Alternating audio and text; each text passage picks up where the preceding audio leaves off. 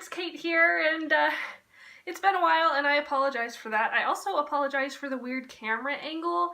I moved recently, and by recently I mean like a month ago, and I can't find my tripod anywhere. I have been turning my room upside down trying to find it. So today my camera is placed on a very precarious stack of books and boxes, and I am praying that it doesn't fall over. Also, you might notice for these next couple videos that I won't be in the same place every time. I'm still trying to figure out exactly where I'm going to be filming. And as much as I'm sure that's an entertaining story for you, that's not why you clicked on this video. You clicked on this video because you saw that I am going to review the new Murder on the Orient Express movie. So Thanksgiving was this week, and one of my best friends in the whole world, Michelle, came up and spent a couple of days with me, which was absolutely fantastic. Hi, Michelle.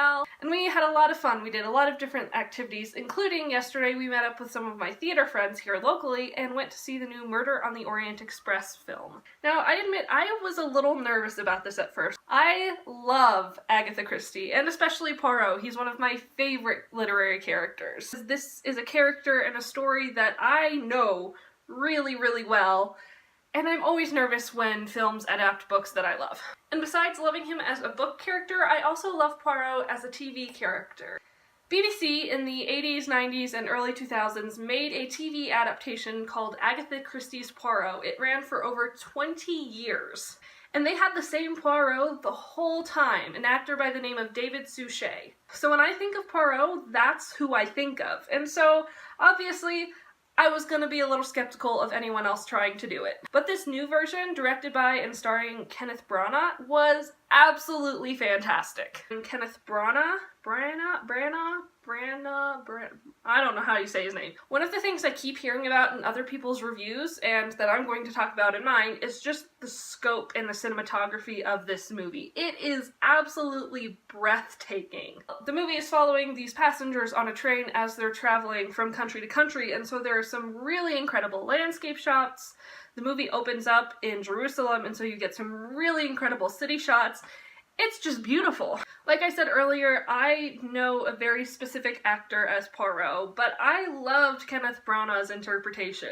It was different, obviously, but that's always the case when you have a new actor coming into an old role. There was a really large emphasis on Poirot's need for orderliness. I don't know if it's OCD or just something very similar, but Poirot sees the world as he thinks it should be. He is very much about symmetry and things being in their proper places, and right and wrong, and nothing in between. And they really focused on that in this movie, partly because it's a plot point. But Branagh did a really great job of showing how friendly and charming Poirot is, despite his little quirks, how meticulous he is. There were also a couple things I didn't like so much about this Poirot. They really played up the action aspect of this murder mystery. So Poirot gets in a couple of fights and in a chase scene. At one point, Poirot even sort of scoffs at the idea of sitting down and eating cake and just thinking through the case and coming to a conclusion.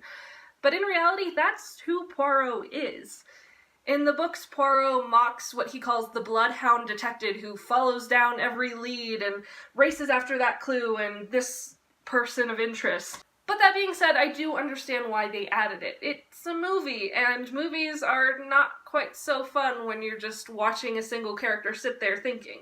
And not only was Poirot well cast and well played, but the entire supporting cast was incredible. Again, I was a little worried going into it because I knew that with that many big names and big personalities, there's a really big risk of personalities clashing, some characters overshadowing others. But that didn't happen! It was great! I only wish that we had been able to spend more time with some of the characters who didn't have such a prominent role in the movie, but I totally understand that because there are 12 other passengers on the train besides Poirot, not to mention a couple other workers, and this is a less than 2-hour movie, so we don't have time to spend with every single person. And the characters that we didn't spend a lot of time with were still very memorable because the actors played them so well. So I could go on for who knows how long about this movie, but I think I'll wrap it up there. Suffice it to say, you should absolutely go check this movie out. If you love murder mysteries, if you love Agatha Christie, if you love fun movies, definitely give this one a try. And if you're interested in more of my words, you can check out links below to my blog, Facebook page, and Twitter account. I would love to hear from you, so please comment below and let me know if you've seen this movie and what you think. Don't forget to like and subscribe, and you will see me next time, word nerds!